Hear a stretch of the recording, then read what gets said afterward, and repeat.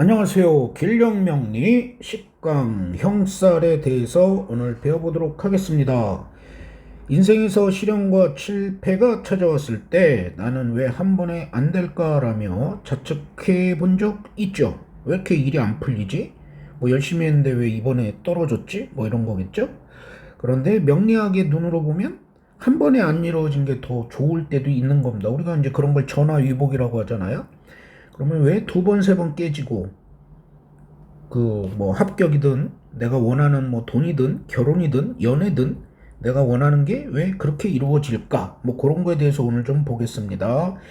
단번에 되는 인생은 없다. 형살이라는 상고. 뭐 이거는 뭐 당연하죠. 살다 보면 조금만 살아보면 알죠. 성인 돼서 재도전하는 자가 결국 인생의 판을 바꾼다. 요 이제 본격적인 이야기 하기 전에요. 한 가지 개념 하나 할게요. 천간의 유인력 이렇게 되겠어요. 천간의 유인력. 지난 시간에 힘의 크기에 대해서 얘기했죠. 방압과 삼합이 같고 그 다음에 이 삼합이 보다 작은 게 충이었고요. 충과 육합이 같고 그 다음이 요것보다 이제 제일 작은 세력, 제일 작은 에너지가 반합이라고 그랬어요. 근데 이 충하고 이 방합, 삼합 요 사이에 하나가 들어가는 게 있어요. 그게 바로 천간의 유인력입니다. 이 천간의 유인력이 충이나 육합보다도 세력이 더 강해요. 어떻게 되느냐? 만약에 아래에 인이 있어요. 인오. 그 다음에 여기 이렇게 병화 있다고 할게요. 뭐 이렇게 수준 낮게 맨날 한글로 써야 하는 이유는 한자로 쓰는 게 제가 익숙치를 안 해서 강의할 때 시간이 오래 걸려서 그래요. 이렇게 있다고 쳐봐요. 그럼 여기가 인호 반합하고 있죠. 요 사이에 호자 뭐 있어요? 인호술 화국을 친단 말이에요. 그래 여기 화국을 이루고 있는 거예요. 화 반합. 그러면 요 병이라는 게 여기 있잖아요. 천간에서 유인한다는 얘기죠. 똑같은 기운, 화를. 예, 그러면 얘가 더 세다라는 거예요. 요 밑에 반합보다. 그래서 병, 인호, 술화, 요 병. 근데 요 병이 요쪽에 있어도 돼요. 여기 없고 병화가 여기 있어요. 그러면 요것이 요렇게 뭉쳐서 화기운이 강해진다는 거예요. 화기운이. 그래서 이게 반합보다도 훨씬 세게 요렇게 된다는 거예요. 만약에 이제 이럴 수도 있죠. 오화가 있고 사화가 이렇게 있어요. 그럼 요 위에 뭐가 있어요? 뭐 정화가 이렇게 있다고 쳐봐요. 그럼 요렇게 하나의 강한 화기운을 갖는 거예요. 그러면 이것이 뭐보다 힘이 세다? 충이나 육합보다 힘이 세요. 그럼 여기에 좌우충이 있다고 쳐봐요. 좌우충이 일어나긴 일어나는데 여기에 요 반합, 요게 반합이라 원래 좌우충이 더 힘이 세야 되잖아요.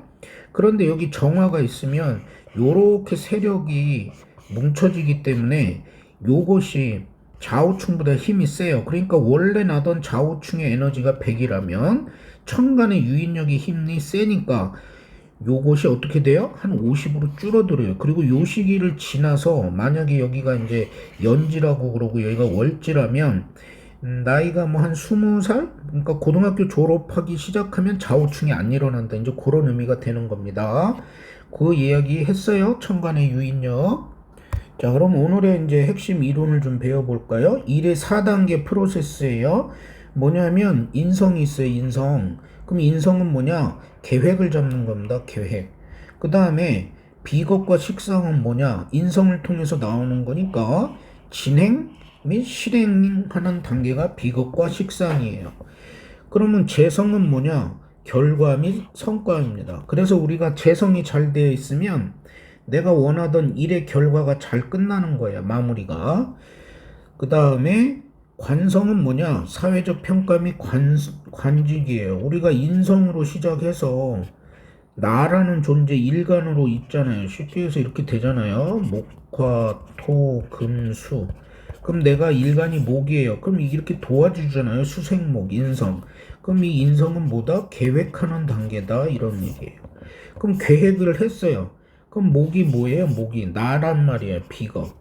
그리고 이 비겁으로부터 이 목생화, 나의 에너지가 뿜어지잖아요. 그러니까 비겁과 식상은 바로 계획한 것을 내가 진행하는 거예요, 진행.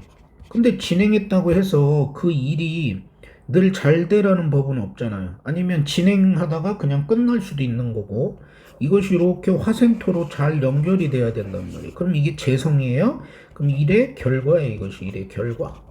그럼 일의 결과는 나왔어. 내가 어떤 일을 끝마쳤어요. 근데 그 일이 여기서 딱 끝나버릴 수도 있어요. 근데 그 일의 결과가 누구한테 이제 평가를 받아야 돼요? 관성한테 평가를 받아야 돼. 그러니까 관성이라는 건 남한테 평가받는 거야. 남한테 평가. 그러니까 이런 게 유명세예요. 유명세. 관이 잘 되어 있으면. 자, 형살. 형은 뭐 그 축술형, 예? 축토하고 술토가 만나면 뭐 축술형 이렇게 이루어진다면 이렇게 형이는 축술형이라고 우리가 형에 대해서 그 배웠잖아요. 뭐 사하고 신하고 있으면 뭐 사신형 뭐 이런 거 그렇게 했는데 그러면 도대체 그 형살이라는 건 뭐냐? 형살이라는 건 한 번에 뭐가 이루어지질 않아요. 늘 개고생시켜 개고생. 늘 그러니까 나한테 형 뭔가 이렇게 안 맞추어지는 뭐 세모와 네모가 맞나요? 그럼 얘네 둘이 뭔가를 모양을 맞춰가려면 얘 막 잘라내고 여기도 뭐 잘라내고 하면서 맞춰가야 되잖아요. 형이라는 건 그런 거예요. 계속 나를 괴롭히는 거예요. 고생해. 고생하고 이루어져. 그게 바로 형살이에요. 그래서 여기서 형살은 뭐 책에 있는 거 읽어보면 일의 진행 과정인 비겁 식상과 결과인 재성 사이에서 왜곡과 비틀림이죠. 왜냐하면 내가 에너지를 쏟아서 어떤 일을 진행을 시켰어요. 그럼 그게 결과가 잘 나와야 돼. 근데 요 식상과 아니면 뭐 비겁과 재성이 그 형을 맞았어요. 형을 당하고 있어요. 그럼 이게 제대로 뭔 일을 하는데 결과가 잘 안 나오는 거예요. 어떤 애가 공부를 열심히 했는데 대학 수학능력 시험도 잘 봤어요. 근데 이제 원하는 대학에 딱 원서를 넣었어요. 불합격하는 거죠. 왜 진행까지 잘했어. 근데 결과가 마지막으로 안 나오는 거거든. 그러면 어떻게 해야 돼요? 한 번 또 해야죠, 뭐.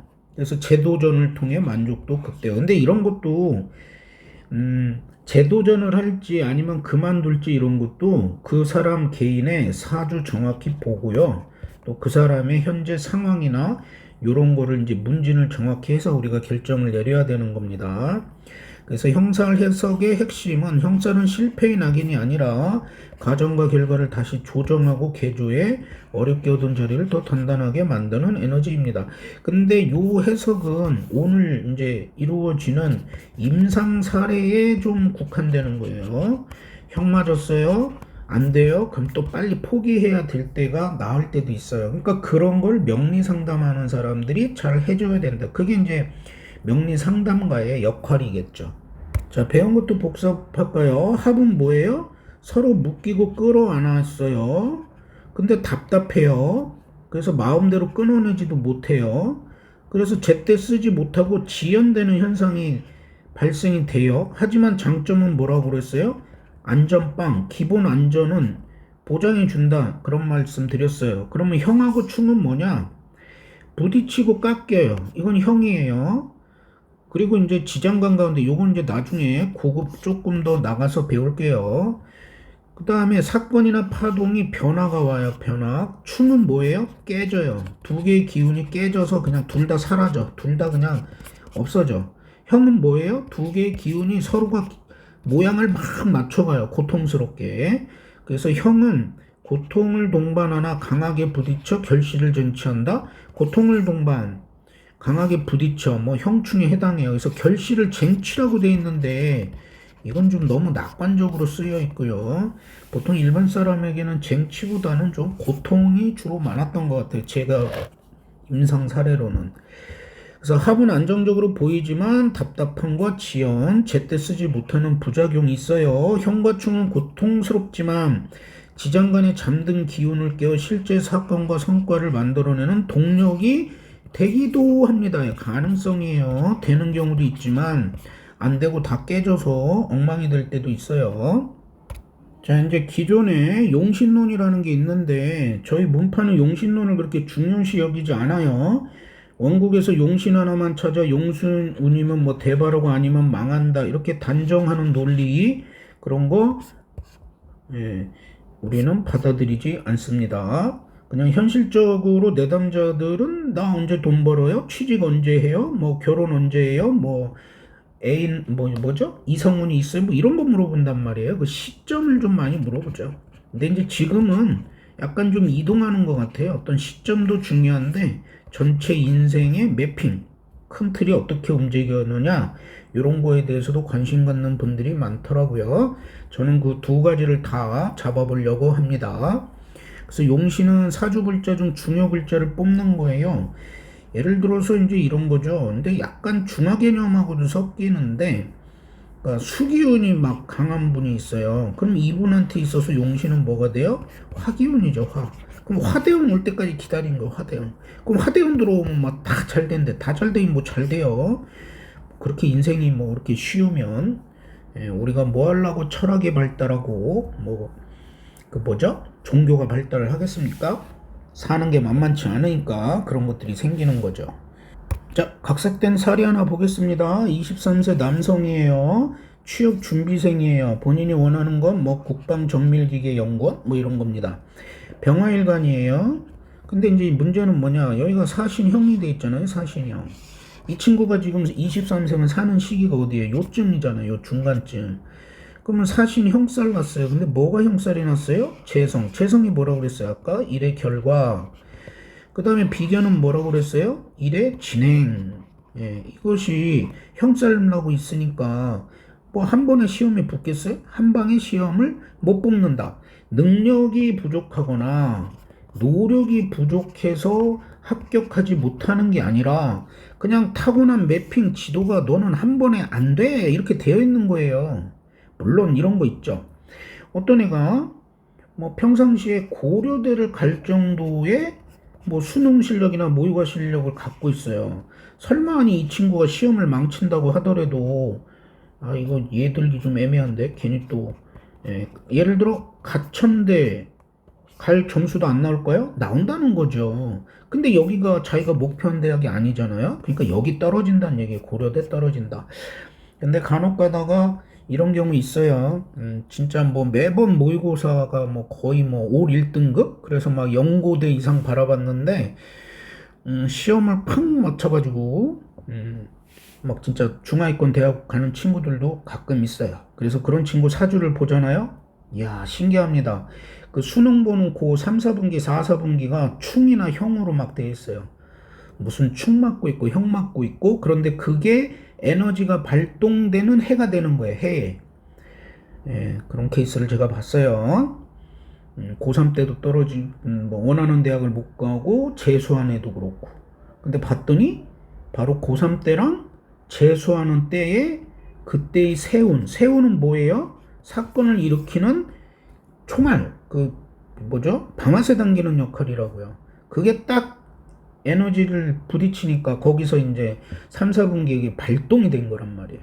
에너지 현상이 발현됐어요. 그래가지고 자기가 이제 목표하는 데는 안 갔어요. 못 갔어요. 그런데 인생은 몰라요. 그 친구가 그렇게 해서 삼수에서 다른 뭐 조금 중위권 뭐 그 정도 대학에 뭐 대학을 갔어요. 근데 나중에 그로 인해서 그 대학을 졸업해서 뭐 연구대 졸업한 것보다 더 나은 삶, 뭐 여기서 낫다는 건 우리가 늘 얘기하지만 그냥 돈이에요. 그런 뭐 경제적으로 좀 더 부유한 삶을 살 수도 있는 거예요. 그건 모르는 거예요. 그렇죠? 그래서 인생이 재밌는 거죠. 물론 확률적으로 연구대 나온 친구가 확률은 더 높죠. 그걸 부정하는 거는 아닙니다. 자, 여하간 이 친구는 여기가 사신형이 나와 있다. 이게 핵심입니다. 그래서 첨단 국방 정밀기계 연구원 임용시험 1차에서 낙방한 뒤 생계를 위해 중소기업 IT 설비 보수팀에서 라인 코딩과 단순 데이터 점검을 시작했습니다. 목표와 다른 단순 노동의 회의를 느끼며 시험을 포기하고 현 직장에 정착할지 상담을 요청했습니다. 그러니까 뭐냐면 단순 노동의 회의를 느끼지만 그냥 시험 포기하고 에이 돈 벌어야겠다 이제 그 생각을 한 거예요. 여러분 그럴 수 있잖아요. 젊은 친구가 자기가 뭔가 힘든 어려운 시험에 도전했는데 떨어졌어. 진짜 열심히 공부했는데 그런데 그냥 조금 뭐 아랫단계 직장을 다녔더니 막 월급이 막 한 3, 400 들어와. 그러면 갑자기 그냥 돈에 꽂힐 수도 있잖아요. 특히나 얘가 재성이잖아요. 얘가 형을 맡고 있는데 얘가 재성이야. 그러면 돈을 벌고 싶은 마음이 막 들 거 아니에요. 현실에서 돈이 벌리고. 그러면 공부하지 말고 그냥 직장이나 다닐까? 요런 걸 상담했던 케이스였습니다. 그래서 원국의 사신형은 기술과 결과를 도출하는 과정에서 한두 번의 시련과 계조를 거쳐야 함을 뜻합니다. 첫 시도에서 합격했다면 오히려 매너리즘에 빠졌을 수도 있습니다. 우리가 늘 실패가 없이 인생을 살아온 사람이 제일 위험한 사람입니다. 실패가 한 번도 없이 40대까지 살았다? 제일 위험한 사람입니다. 왜냐하면 그런 사람 50대 때 망하면 재기가 힘들어지죠. 한 번도 실패하지 않은 사람 제일 위험한 사람입니다. 연애도 매 마찬가지예요. 한 번도 연애 안 한 사람 제일 연애 못할 거 아니에요. 그러니까 실패는 꼭 필요한 겁니다. 형살의 에너지는 단번에 얻는 것이 아니라 눈물을 머금고 다시 칼을 갈아 두 번째, 세 번째 부딪힐 때 강력한 전문성으로 발화되는 거야. 보세요. 여기 형이라는 어려움을 딛고서 자기가 목표하는 바를 완성한 이 경험은 이 사람의 뇌에 각인이 된단 말이야. 각인.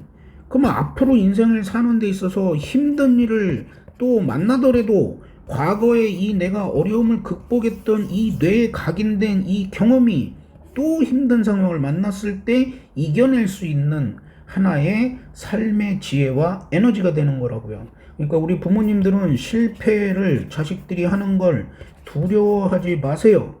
아이가 그냥 실패하고 왔으면 따뜻한 밥 사주면 됩니다. 아무 말 하지 말고.